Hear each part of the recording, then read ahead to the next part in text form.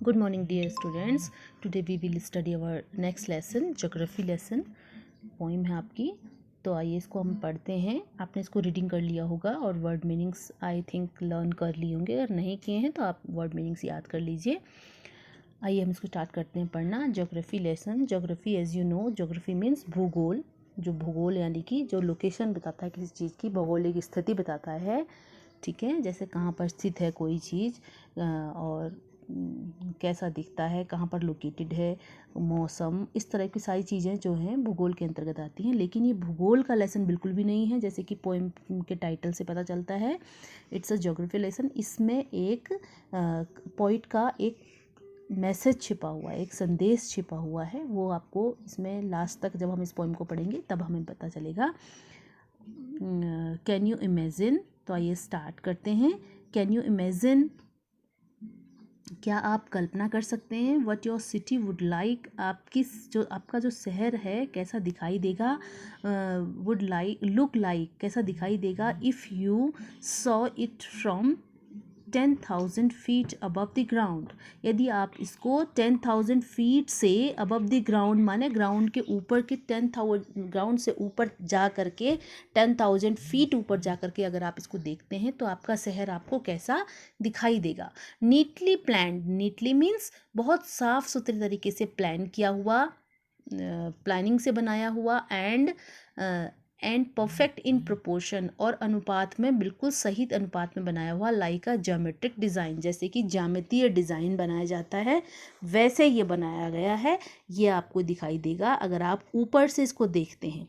It would strike you, ये तो बात तुम्हारे दिमाग में स्ट्राइक करेगी, as something very different from what is actually is while you are in the thick of it. जब आप इसमें रहते हैं और जब आप इसको ऊपर से देखते हैं, दोनों का डिफरेंस आपको तब पता चलेगा कि ये वास्तव में कैसा लोकेटेड है, जब आप इसको ऊपर से देखेंगे। ठीक है, here is the poets description of just such a view of the city.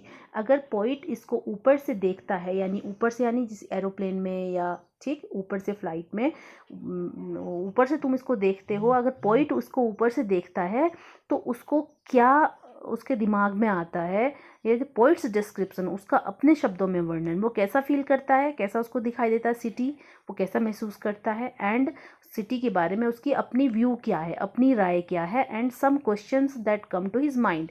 और जब वो इसको ऊपर से आसमान से देखता है इस शहर को, तो उसके दिमाग में कौन कौन से प्रश्न आते हैं, वो सब इस पोइम में बताए गए हैं। तो पहले मैं पोइम को रीड करूंगी थॉरोली और उसके बाद आपको समझाऊंगी। ठीक है। When the jet sprang into the sky, it was clear why the city had developed the way it had. Seeing it scaled 6 inches to the mile, there seemed an inevitability about what on ground had looked haphazard, unplanned, and without style when the jet sprang into the sky. When the jet reached 10,000 feet, it was clear why the country had cities where the rivers ran and why the valleys were populated. The logic of geography, that land and water attracted men, was clearly delineated when the jet reached 10,000 feet. When the jet rose 6 miles high, it was clear the earth was round and that it had more sea than land. But it was difficult to understand that the men on the earth found causes to hate each other, to build walls across cities, and to kill from that height. It was not clear why. तो इसके writer हैं जुल्फिकार घोष। तो इन्होंने ये poem लिखी है और क्या कहना चाह रहे हैं बताते हैं। See the first stanza. When the jet sprang into the sky. Sprang means उड़ता है, ठीक, टेक ऑफ करना, उड़ना। जब जेट एरोप्लेन आसमान में उड़ता है, इट वॉज क्लियर, तो उससे ये बात स्पष्ट होती है दैट, क्या स्पष्ट होती है, वाई द सिटी, कि शहर क्यों हैड डेवलप्ड, विकसित किए गए हैं, द वे, उस तरीके से, इट हैड, जैसे किए हैं, थे, जैसे कि ये शहर ऐसे क्यों बसाए गए हैं। ये बात तब क्लियर हमें होती है जब हम किसी जेट एरोप्लेन में बैठ करके आसमान में से उसको देखते हैं।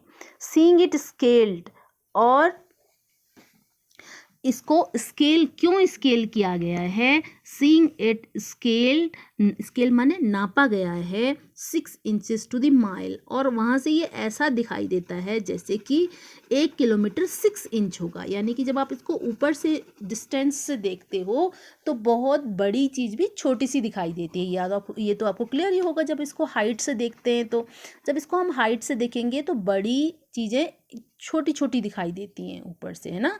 तो जब वो इसको ऊपर से देखते हैं तो ऐसा लगता है कि 1 किलोमीटर 6 इंच जैसा लगता है पॉइंट को। There seemed an inevitability, inevitability माने अवश्य होने वाला, ठीक, अनिवार्य रूप से मीन्स, ठीक है।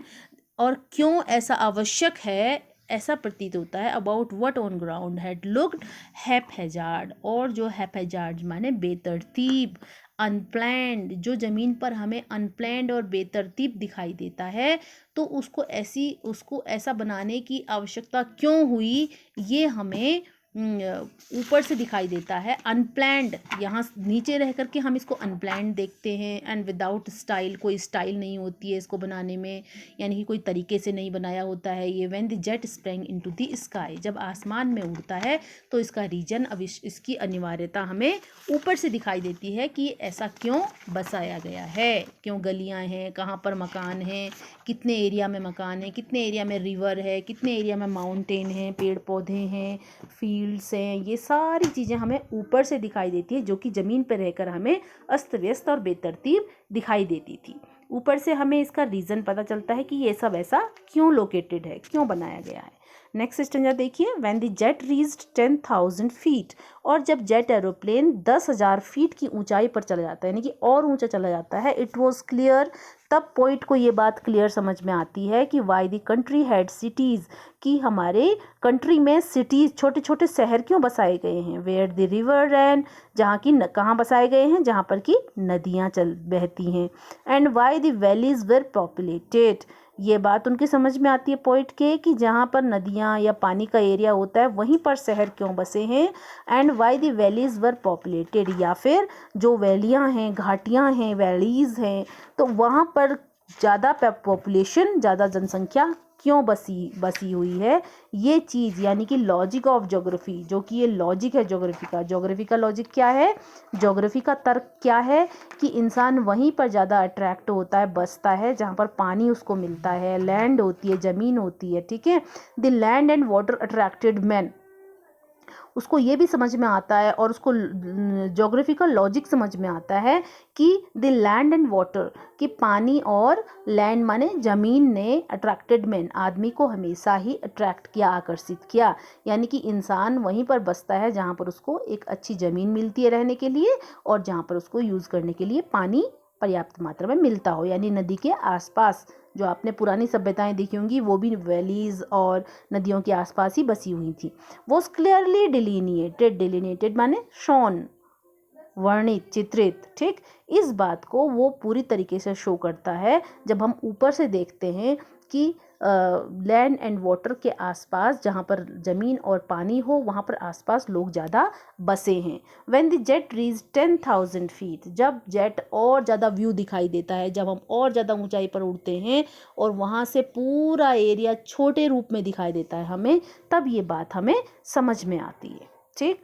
नेक्स्ट स्टेंजा देखिए, when the jet rose 6 mile high, 6 miles high, 6 kilometre और ऊंचा जब आसमान में ये उड़ता है जेट एरोप्लेन, तब क्या क्लियर होता है पोइट को, it was clear the earth was round. तो पोइट को दिखाई देता है कि जो पृथ्वी है वो राउंड क्यों है, गोल क्यों है। पृथ्वी गोल है, एक ही पृथ्वी है और वो गोल है, ऐसा उसको दिखाई देता है। And that it had more sea than land, और उसको ये भी दिखाई देता है, ये भी महसूस होता है, यानी कि वो भी ये भी जान पाता है कि हमारी जो पृथ्वी है ये एक है और इसमें पानी ज़्यादा है, पानी की मात्रा यानी जो प्रोपोर्शन है, पानी का एरिया ज़्यादा है, जबकि लैंड कम है। हमारी अर्थ में आपने ग्लोब भी देखा होगा, उसमें आपको ब्लू एरिया ज़्यादा दिखाई देता है ना, तो वो पानी वाला एरिया होता है।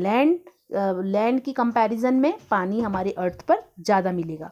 ठीक, ये बात भी पोइट को जब वो 6 माइल्स ऊपर से उड़ता है ज़मीन के तब उसको दिखाई देता है। But it was difficult to understand, सब कुछ तो पोइट की समझ में आ रहा है कि शहर ऐसे क्यों बसाए गए हैं, उसके जो गलियां हैं ऐसे बनाई हैं, उसमें जो मकान हैं वो इस तरह से व्यवस्थित किए गए हैं, ठीक है, जो पानी के आसपास लोग रहते हैं क्यों रहते हैं, ज़मीन जहाँ पर हो वहाँ पर क्यों अट्रैक्टिव हुए लोग रहने के लिए, सब चीज़ें उसने देखी, लेकिन उसके सब कुछ समझ में आया, लेकिन पोइट के एक बात समझ में नहीं आती है। तो वो बताता है पोइट कि but it was difficult to understand, कि ये समझना मेरे लिए बहुत मुश्किल था, that the man on the earth found causes to hate each other, कि बाकी सब तो ठीक है, बाकी सबका तो एक लॉजिक है, ज्योग्राफी का एक लॉजिक बनता है सब में, लेकिन इस बात में कोई लॉजिक नहीं है, ये समझना डिफ़िकल्ट टू अंडरस्टैंड है, यानी समझ से परे है, कि that the man on earth, कि इंसानों ने पृथ्वी पर रहते हुए फाउंड काउजेज, कई कारण इकट्ठे कर लिए, टू हेट ईच अदर, एक दूसरे से नफरत करने के, यानी कि मनुष्य एक दूसरे से नफरत क्यों करने लगा, ये बात पोइट की समझ में किसी भी हाइट पर जाकर के उसको समझ में नहीं आई, कि इंसान एक दूसरे से नफरत क्यों करने लगा। To build walls across the cities, और शहरों के बीच में वॉल्स खड़ी कर दी हैं, दीवारें खड़ी कर दी हैं, ठीक है, ये तेरा ये मेरा, इस तरीके से ज़मीनों के बंटवारे कर दिए, ऐसा क्यों किया इंसान ने। एंड टू किल, और एक दूसरे को उन ज़मीनों को हड़पने के लिए, हथियाने के लिए एक दूसरे को मारने भी लगा, वो इतनी नफरत उसके दिल में पैदा हो गई कि वो एक दूसरे का मर्डर भी करने लगा केवल ज़मीन के टुकड़ों के लिए। ठीक, तो ऐसा उसने क्यों किया, उस नफ़रत का कारण वो समझ नहीं पाया। फ्रॉम दैट हाइट, उस हाइट से भी it was not clear why, poet को ये बात बिल्कुल भी स्पष्ट नहीं होती है कि ऐसा इंसान ने क्यों किया। ठीक, जो भौगोलिक स्थिति है वो तो उसको क्लियरली समझ में आती है, लेकिन जो मनुष्य के मन की स्थिति है, जो इंसान आजकल हो चुका है स्वार्थी और झगड़ालू और नफ़रत करने वाला, ऐसा मनुष्य क्यों हुआ है ये उसको समझ में नहीं आया। ठीक है, यही बात वो जानना चाहता है। तो इस पोइम के थ्रू पोइट ये मैसेज करना चाहता है कि हमारे पास ऐसा कोई लॉजिक नहीं है कि हम अपने दिलों में नफ़रतें पैदा करें एक दूसरे के लिए, इसलिए हम यूज़लेस लॉजिकल बात को कभी भी हमें फॉलो जो जिसमें कोई लॉजिक ही नहीं है उस बात को हमें फॉलो नहीं करना चाहिए, एक दूसरे से नफ़रत नहीं करना चाहिए, मिलजुल कर प्यार से एक अर्थ हमें मिली है उस पर हमको रहना चाहिए। ये संदेश पोइट इस पोइम के थ्रू देना चाहता है। तो ये था आपका ज्योग्राफी लेसन। अगर किसी के समझ में नहीं आया होगा तो आप पूछ लेंगे। Okay, thank you.